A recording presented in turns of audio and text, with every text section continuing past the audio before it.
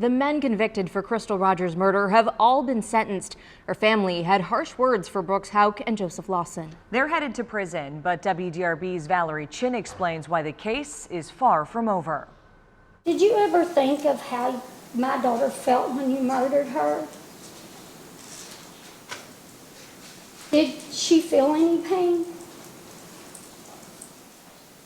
Did you make sure Crystal knew what you were going to do to her?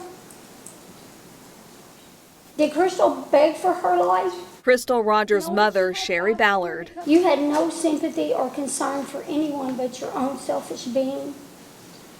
You took your own son's mother from him. Speaking directly to Brooks Houck, who was Rogers' boyfriend when she disappeared and one of the men convicted in her daughter's murder.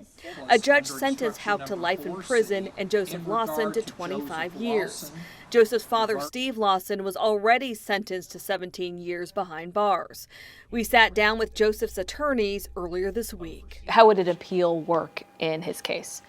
So after final sentencing, a notice of appeal will be filed, and then it'll go to Department of Public Advocacy for their appellate division.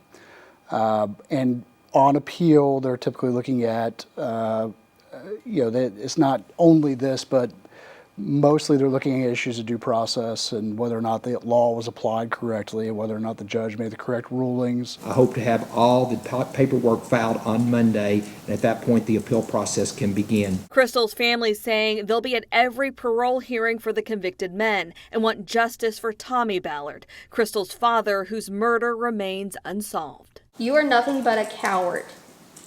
You and your whole family.